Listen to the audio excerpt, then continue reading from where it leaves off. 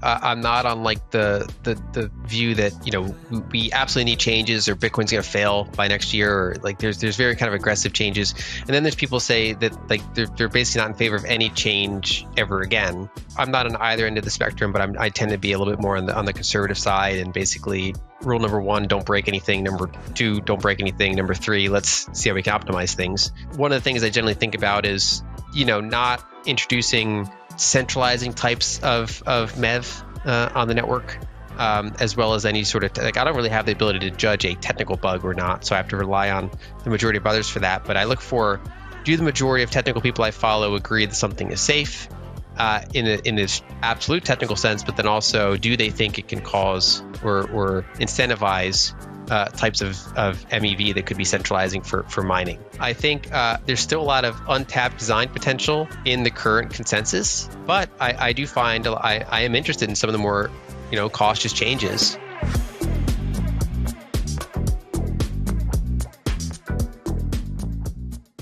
Welcome back to Bitcoin Season 2. I'm Charlie Spears of Blockspace Media. Today we've got Lyn Alden. You may know her for her insights on macro trends as they relate to Bitcoin. But today, we're talking about a paper she co-authored on how the Bitcoin network itself works. Before we get started, I want to shout out our sponsor, Arch Network, and welcome all of the new CoinDesk listeners. Thanks for showing up, y'all. As for the title of the show, Bitcoin Season 2, well, I'm also figuring it out myself. We're kind of talking about all the new things happening on Bitcoin, from high cultural stuff like ordinals to deep Bitcoin technical discussion, layer 2s, basically a lot of the topics that I feel that are not covered across other Bitcoin discourse, new faces and new ideas on the oldest blockchain. But I'm going to bring up Lynn here. Lynn, welcome to Bitcoin Season 2. Glad to have you. Happy to be here. Thanks for having me. So like maybe to set the stage a bit, you've been like an expert historically on like macro investment strategies turned Bitcoiner, and recently co-authored a report with Steve Lee, a Spiral, and Ren of Electric Capital. But this is like a new lane for you, I think. What's the context or background on your participation in this report? Yeah, the context, I mean, when we back up for a second, Bitcoin is interesting because it's inherently so multi-discipline. It's technology, it's economics, it's even politics to some extent. It's all sorts of things combined. And so Steve was very interested in having this type of analysis put together. And my approach there was to try to bring some of an economic lens to what is otherwise a pretty technical discussion. So while I rely on people like Steve and Ren and others for technical insights, I do my best to see how that connects to it from an economic perspective, because any change to Bitcoin generally has both technical and economic implications, good or bad. And this paper was it's descriptive rather than prescriptive, meaning that it basically says, okay, given that a lot of years have passed since, say, the block size war or since other events, what can we say about how Bitcoin works and how Bitcoin has changed, and what are some of the risks or the processes that can happen? Because I think a lot of people, including myself, were pretty heavily influenced by the block size war, and people learn lessons from that. And then some of the questions are those lessons still valid, or has the structure of the industry changed enough that maybe that's not the full picture anymore? So I think it was just a really interesting paper to work on. I certainly learned a lot from it. And then the spirit that we did it in is to say, okay, we put together the first draft of this paper, but then we also open sourced it, and we invite people to contribute to it and otherwise build it from here, because it's a living document, just like Bitcoin is a living network. I like that idea of a living document, because consensus is kind of this moving, fluid, evolving target.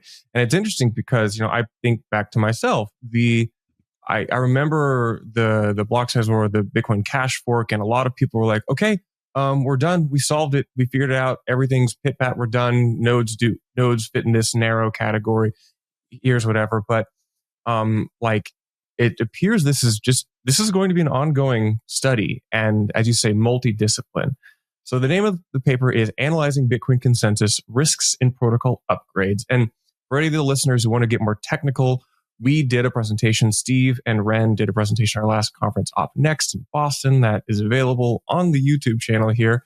And then we had Steve and Ren on our sister podcast, The Gort Show.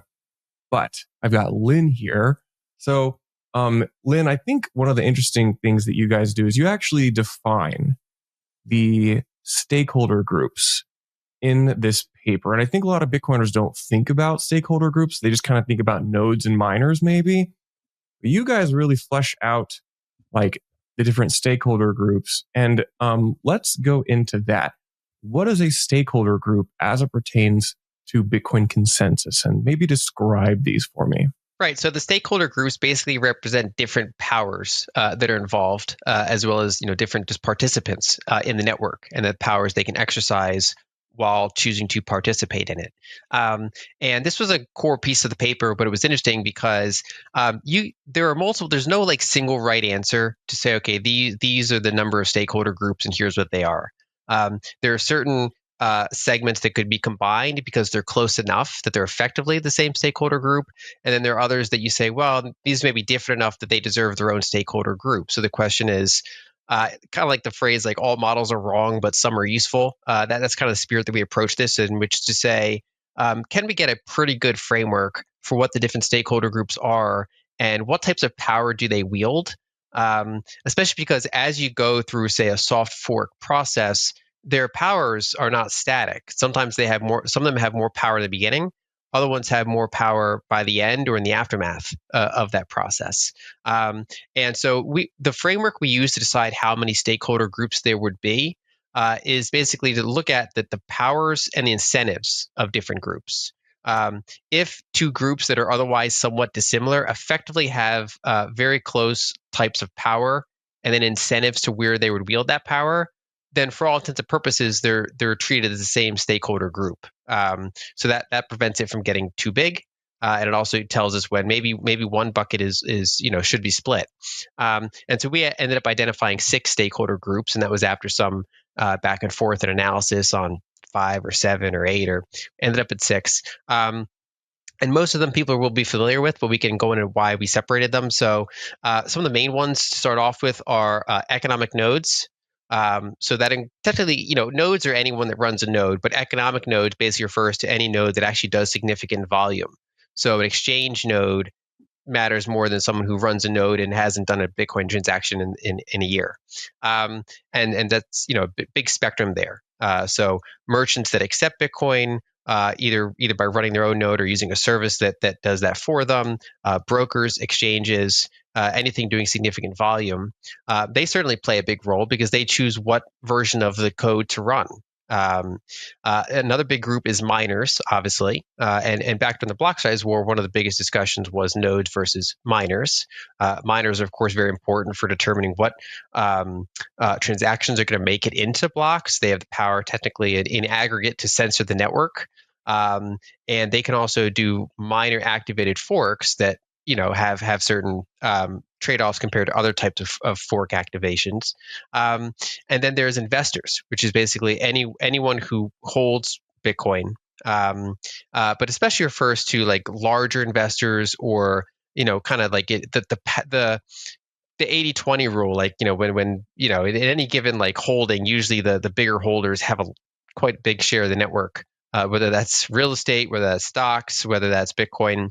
So basically entities that have a lot of decision power to move coins and to choose between hard forks or to decide they don't want to participate in this network at all. They want to go to another network or leave the space.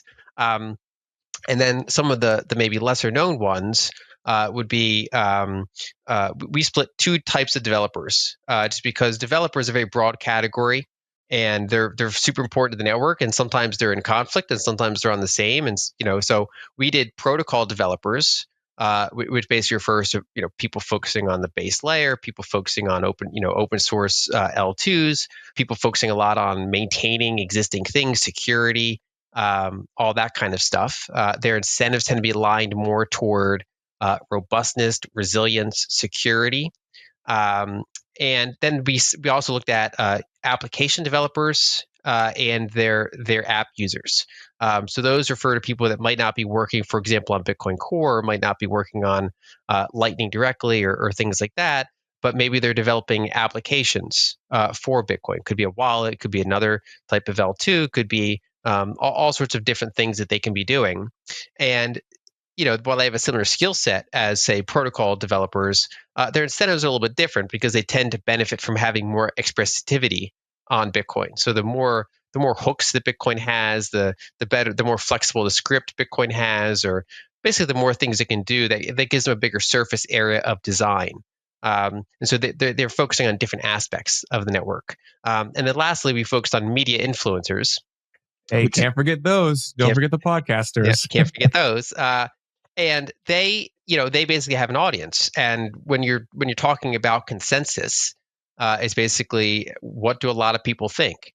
Both influential people, the head of a big exchange, the head of a miner, the head of major core contributors or maintainers, or what do those people think? But also, what are like a lot of, like, millions of users thinking, and investors, and all that.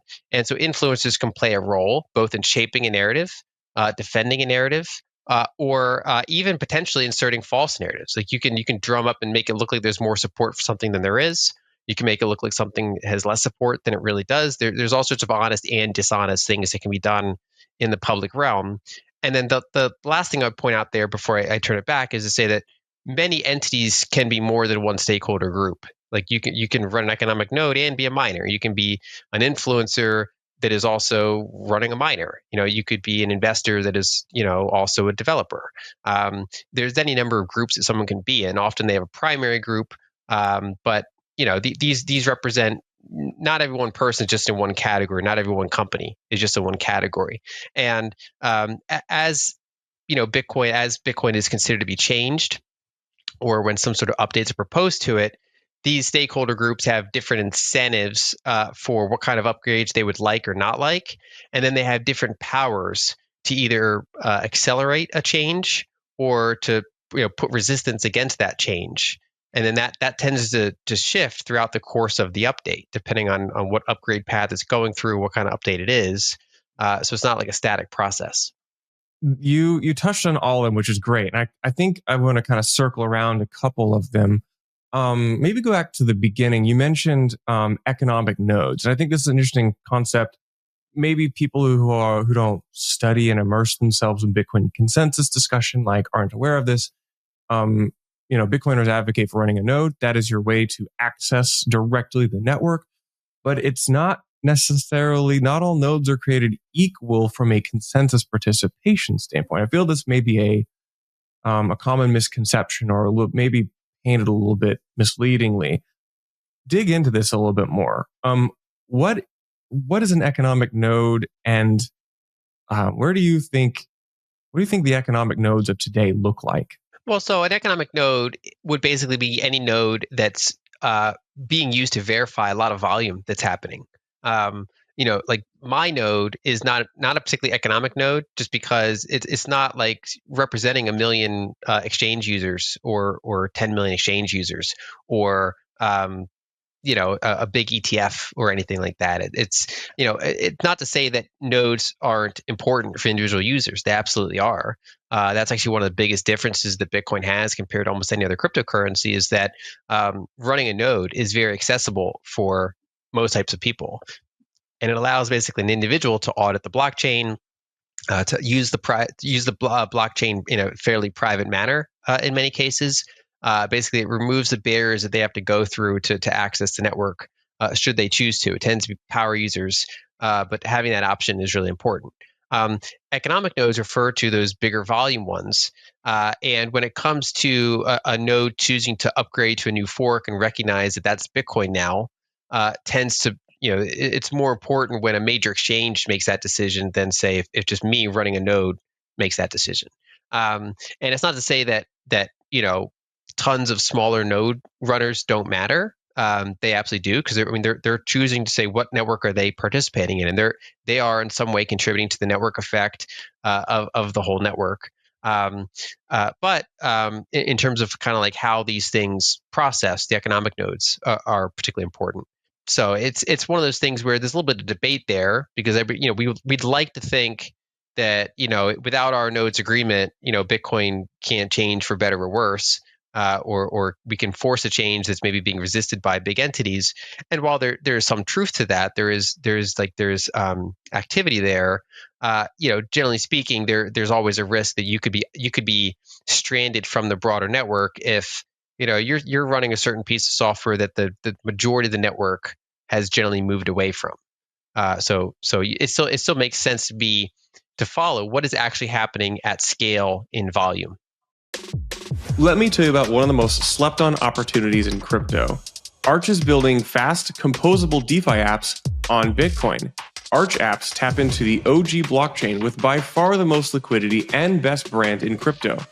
I've known the team for over a year. The tech they're building is solid and they are racing towards mainnet. There's dexes like Saturn, meme coins on funkybit.fun, instant loans on Cha-Ching, and so much more. Plus, they're rewarding testnet users. So join me in trying out Arch while it's still early.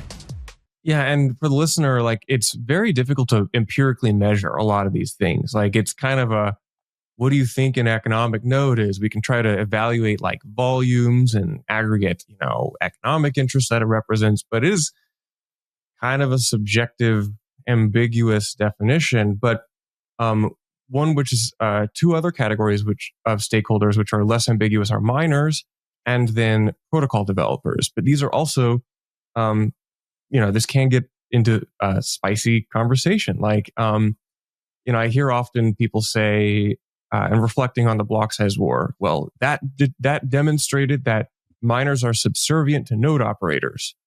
And I feel that is not a fair characterization. Do you think that narrative is useful as a mental model, or would you probably clarify that idea that miners are subservient to the nodes?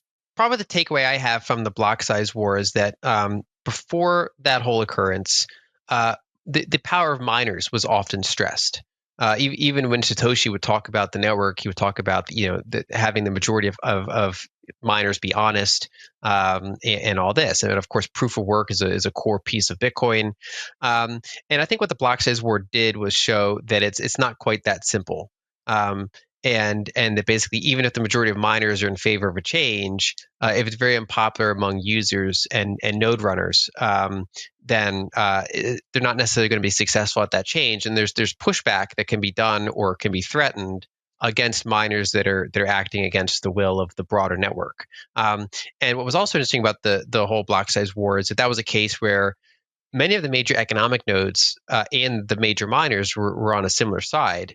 And other entities were on the other side. Many smaller node runners, many developers were on the other side. It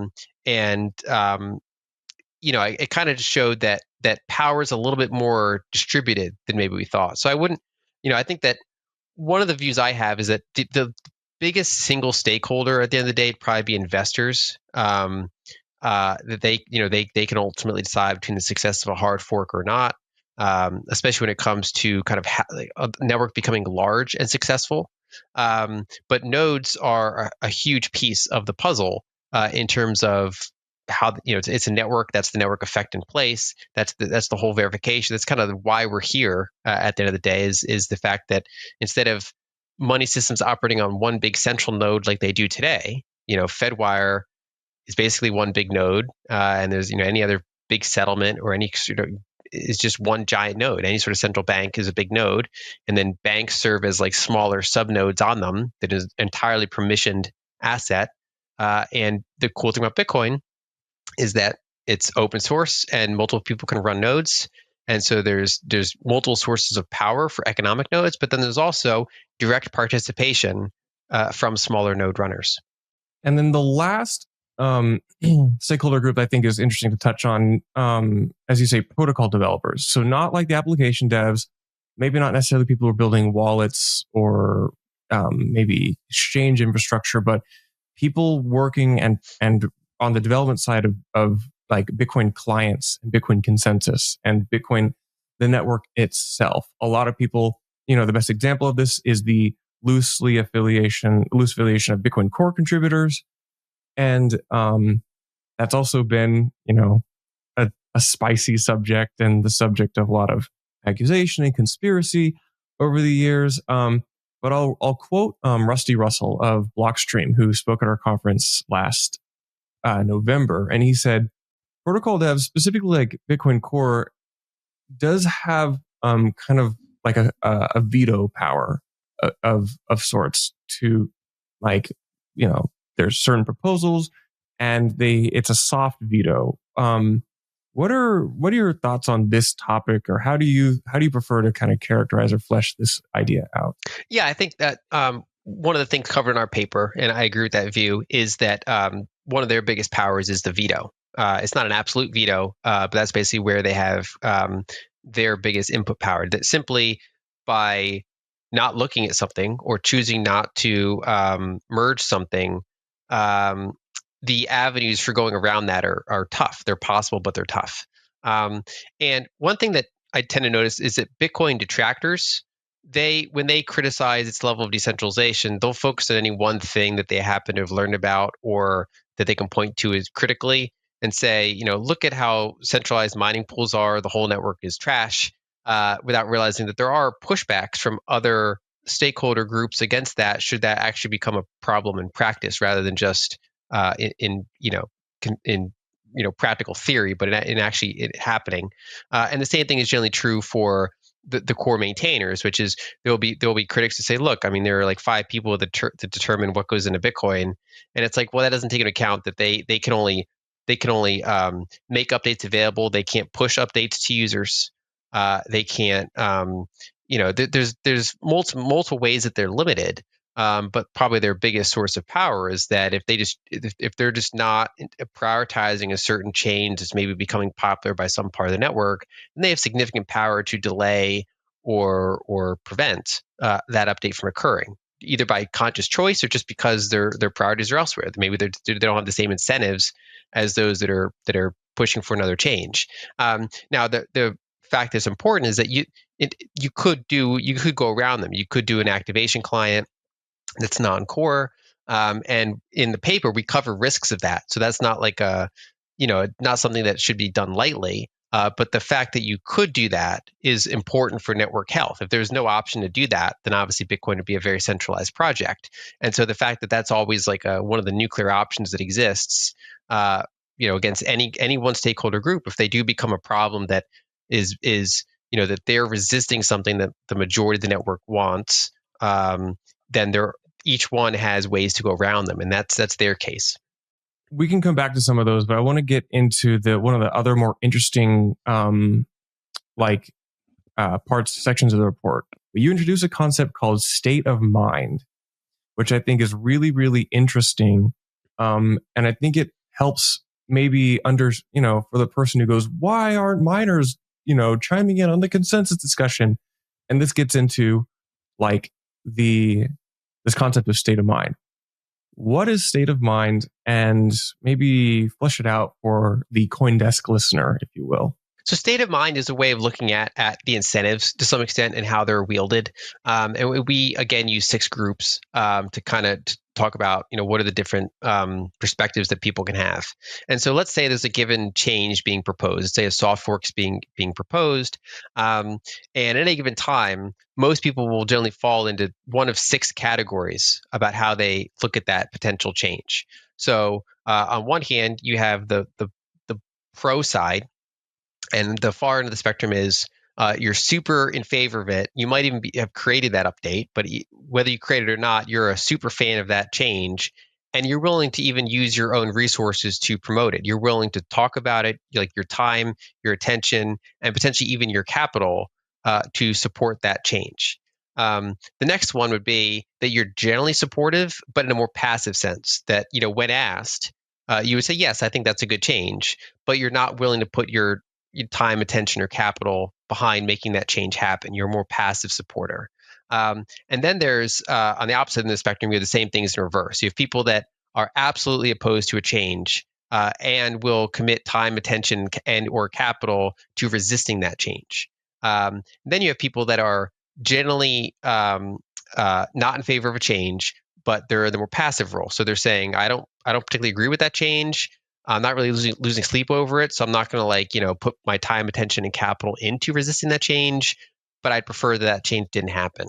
And then there's two in the middle that are different. One is you're aware of the change, and you just don't have an opinion. Maybe it's a very technical thing, and you're just not. You don't feel like you're technical enough to have a decision on that. You're just like, I don't know. As long as the network doesn't break, I don't care. It's not my wheelhouse.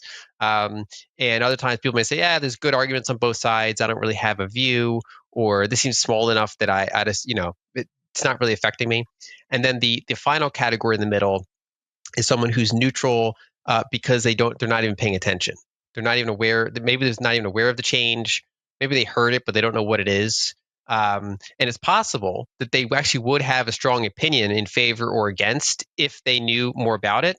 What's preventing them is ignorance. They just don't know about that because while some of us might be terminally online and in the space and either working in the space or just like actively participating in the space, the vast majority of people are not, just actively participating in this. Kind of like how most people use the dollar cannot tell you what is the reverse repo facility, what is the repo facility, what are the mechanisms of dollar creation precisely. Like those, it's just not how people interact with money.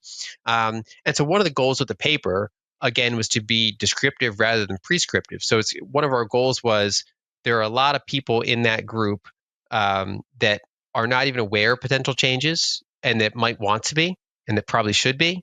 Not to say that everybody should be, but basically everyone who's kind of tangentially interested in this space, and anyone who's interested in Bitcoin to a pretty high degree, we want to get them to more informed categories. Whether it's in favor of change, against change, we don't really talk about specific changes, but just kind of helping them understand the incentive structure, the power structure, the history of changes, and being aware of kind of what some of the popular proposed changes are to see if they would have an opinion one way or another. Hey, this is Will with Blockspace Media. And I don't know if you heard, but we just announced the second edition of our conference series, OpNext, now to be held at the MicroStrategy HQ in Tysons, Virginia. That's right. After the success of our first scaling conference at Fidelity last fall, we're doing it again this spring, April 11th and 12th at the MicroStrategy HQ. I'm really excited for the programming. We have various stakeholders, industry, developers, and Bitcoin miners present. So join us in April for open, neutral, and honest conversation about the leading proposals and technical solutions that will scale Bitcoin to the next billion users. No booths, no tokens, no shills, just Bitcoin and honest conversation. You can find tickets and more information at opnext.dev or click below in the show notes. I really appreciate the neutral approach to the paper, the descriptive approach. And I may ask you for your personal prescriptive opinion, but I'll characterize it like this. So we spend a lot of time talking to Bitcoin miners. I myself am an operator at scale in the central US, and we do a lot of the primary research on the landscape of Bitcoin mining. At the same time, we are immersed in the technical discussion of Bitcoin. And it's really funny because I talk to the devs, the people who are close to the protocol, and they're like, well, miners, with this perfectly rational decision-making process will do these things. And miners would never support that, or they talk about miners as kind of this way more cognizant participant. And yet I talk to my Bitcoin miner friends and myself, and I could not, I think this is, they are almost, I would say it is fair to characterize most Bitcoin miners, data center operators, and even people at mining pools as pretty clueless about most of these conversations, with the exception of a handful of maybe key decision makers at a few pools or a few large data center operators. But miners as a monolith, I would say, are pretty divorced from the current Bitcoin technical discussion and really unaware of the consensus. So I'll throw it to you, is this good? Is this bad? I would ask for your prescriptive opinion on maybe, are there stakeholder groups which should be more active right now in the Bitcoin consensus discussion? Yeah, I think first of all, I generally agree with the observation that miners are in aggregate are not as tied into what is currently the most consensus protocol change versus what was it 6 months ago versus what was it 6 months before that. What are the risks for each one? What are the opportunities for each one? that's generally not super high on miners' priorities in many cases, because mining is a super competitive business. So the vast majority of their employees and their attention tends to be focusing on elsewhere. And in general, I think it's always better for more entities to be knowledgeable and involved and paying attention. And that's one of the reasons that media influences a category, is because when things start to actually get closer to maybe happening in some way, or some group has reached a level of kind of loudness in the network, where it's actually maybe spilling over and becoming more visible to other stakeholder groups, media influencers become important for educating about that, and then less neutrally kind of shifting it one way or another if they have a view on it. So I'm generally in favor of more entities, whether it's investors, whether it's miners, being involved in the change process. Just because there are, there are some non-technical considerations, there are economic considerations, and there are other, and some of the changes can affect miners. It can affect their fees one way or another. It's not always clear how it affects them, but they can affect them. So miners might have different views on how it could affect them. One miner might say, hey, this increases the scale of Bitcoin and therefore might threaten my fees. Another one might say, well, that'll make more people use Bitcoin and therefore maybe it'll be good for my fees and good for price. And so, they can have different views once they've come to, learn more about it. But yeah, I'm always in favor of more information. So there's two more topics I want to touch on. One, you have a section called consensus change game theory, which is really interesting because I think a lot of people just think, oh, well, we kind of reach consensus and like it happens. But there's a game theory. There's there's mechanisms behind this. There's power dynamics at play, and it's really deep, so we can't get too far into it. But how would you explain the game theory of consensus change?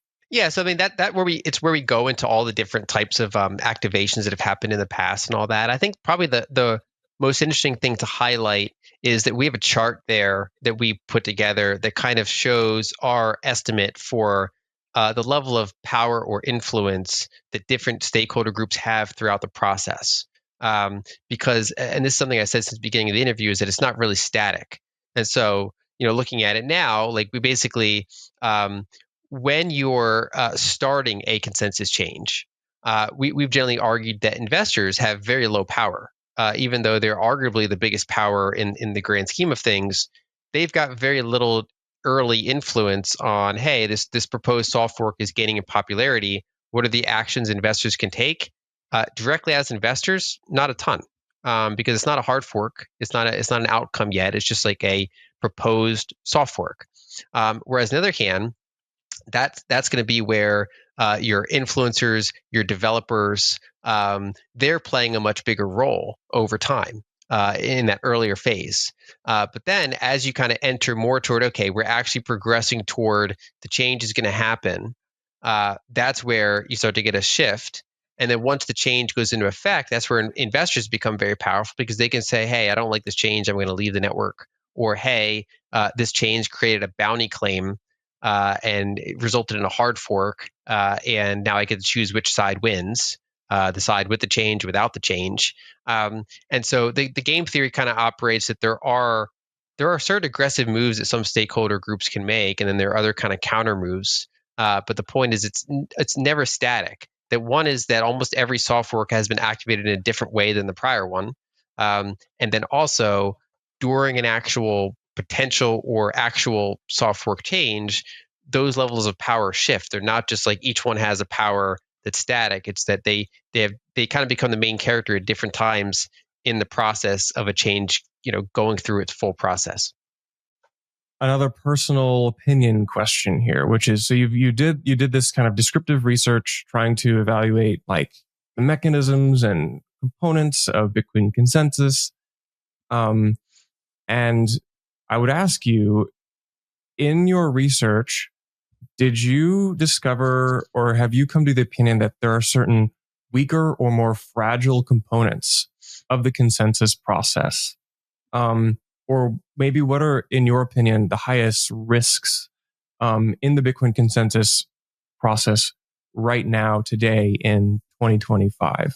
the one that we chose to highlight, and I agree with the decision to highlight it, was the risk of a bounty claim, which is, so we talked about how maintainers have a lot of veto power, but it's not absolute. And so if certain entities are unsatisfied with direction, there is the option to do alternative activation clients, which then can begin targeting other stakeholders, and particularly with the level of miner pool concentration. Technically speaking, you could have an alternative activation client, a number of pools get on board, and then you can have basically pretty significant push for a soft fork, despite the fact that there's very little economic node adoption. And one of the risks that we went through was, okay, say that happens. People can judge the likelihood of that happening in any given year, but say that happens. And so you have a change that miners are now enforcing, and that maybe a couple exchanges are adapting, and the other ones, maybe the biggest ones, are not yet. And let's say that, for example, that change creates an L2 that lets you do something. Maybe it's a payment L2, maybe it's a DeFi L2, maybe whatever the case is. There's some sort of activity that L2 is popular among the exchanges that are using it. And let's say $1 billion of value kind of builds on that. Well, then there's an issue where if not that many economic nodes have adopted it, meaning that if it's rolled back, most of the network is unaffected. Only like the handful of smaller exchanges that decided to use it, and then their users, they're the ones that are impacted. And because there's a lot of value built up, there's technically an incentive for miners or those that can pay miners to say, hey, how about we roll back this change and just spend all the money on the L2? And that would be a hard fork from the perspective of the minority of the network that made the update, the minority of nodes that made the update. But it would just be business as usual for the majority of the network that didn't agree to that change. And they say, well, I never agreed to your new rules. Your rules were not widely accepted across the network, even though miners had for a period of time accepted it. So when miners go back to not accepting it, you're out of luck, and that becomes a risk that can be a destabilizing event. And so it's not to say that no one should ever do alternative activation clients, but it's to say these are the kind of identifiable risks if that approach ends up happening, and then you can even use that knowledge whether you're against it or for it. Like if you're for it, we talk about considerations. Like if you're doing an alternative client, you'd want to make sure that if you're trying to convince nodes to run it, you want to have a firm plan in place for how this is going to be maintained. What is the history of this? How many developers have you gotten on it? And on the other hand, if you're against that change or against that client, you'd be like, well, look, I mean, this is how do you know you're going to make this change and then you're going to be tied to a node that's a type of software that's not historically updated. We don't know the update process of this, the quality of this, and so that's a reason why some large entities might be slow to make that change. So that's probably one of the more tangible risks that we see as there's maybe contentious activity around soft forks. But there's generally these things happen in surprising ways. So probably whatever happens next will be something that we didn't even discuss. But hopefully laying out the different incentive structures, the different stakeholder groups, the different risks involved can at least provide some framework to how we might navigate that should we be surprised by something. Yeah, it seems like every knowledgeable guest who I've had on this podcast who I've asked like these types of questions to say some form of, well, we know how consensus has worked and we can try to provide a framework for how it can work, but what will a soft fork, if we get one in the future, what that will look like, we have no idea. It could be something entirely new. So I guess I'll throw to you kind of a last question. And we at our media company tries to like lean in to the consensus discussion. This is kind of the topic of our conference in a couple months. We're talking about proposals, scaling, everything. I'll put you on the spot. Do you have an opinion on any of the specific proposals? Or if you don't wish to give a specific opinion, what is your current take on the discussion of Bitcoin soft forks right now? So in general, I would characterize myself in the slow and steady camp. So I'm not on like the view that we absolutely need changes or Bitcoin's going to fail by next year, or like there's very kind of aggressive changes. And then there's people say that like they're basically not in favor of any change ever again, other than like just critical bug fixes or something. And I'm not on either end of the spectrum, but I tend to be a little bit more on the conservative side, and basically rule number 1, don't break anything. Number 2, don't break anything. Number 3, let's see how we can optimize things. So I generally find some of the less contentious soft forks, like the some of the maybe less expressive covenant proposals. I'm in favor of. I'd be kind of put myself in the neutral to maybe passive supporter category for some of those. Maybe for some of the more aggressive or contentious covenant changes, I'd be more in the neutral to passively, hesitant phase, or at least until there's maybe more consensus among technical experts that I follow. One of the things I generally think about is, not introducing centralizing types of MEV on the network, as well as any sort of I don't really have the ability to judge a technical bug or not, so I have to rely on the majority of others for that. But I look for, do the majority of technical people I follow agree that something is safe in this absolute technical sense, but then also do they think it can cause or incentivize types of MEV that could be centralizing for mining. And so I generally have the view that Bitcoin is pretty healthy at the current time, and I do actively follow the discussion. I also generally hold the view that among the different covenant proposals, that they have to basically like solidify before it even kind of reaches a lot of the other stakeholder groups. So there's already been, there's been some media influence that have, kind of had people on to discuss this. Some miners, of course, have looked into it. Some investors, of course, have looked into it, but it's still generally in that area. And I mean, I remember talking to developers from a couple of years ago when, I would say that from my perspective, back in kind of early 2023, that the main conference back then is where people got pretty excited about some of these covenant changes. Obviously, they've been around for longer, but they started to, I'd say, gain momentum and become like a really frequent topic of discussion at a broader scale. And generally, developers that I spoke to were a lot more optimistic about changes happening in, say, the next 12 to 18 months, whereas other entities I would talk to would say, what is that? Which goes to our prior point that, like not every entity is as connected as you think. And of course, here we are in kind of early 2025, and no changes have been made or seemingly are not super close to being made. And even the covenants that are being kind of the leading covenants for what might happen are maybe different than they were, a little under 2 years ago in early 2023. So I'm generally in the camp that I think Bitcoin's in a healthy space. I think there's still a lot of untapped design potential in the current consensus. But I do find I am interested in some of the more cautious changes to improve things, including the consensus cleanup, as well as potentially some of the more scaling oriented types of changes.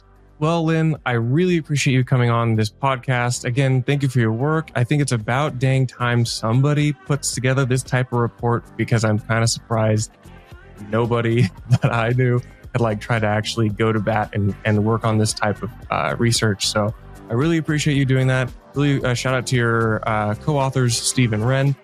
And if anybody on CoinDesk has not heard of Lynn, where can they find you? They can find me at lynalden.com. I'm active on Nostr, or they can check out my book, Broken Money, on Amazon or elsewhere. Cool. Thank you so much, Lynn, and I'll talk to you later.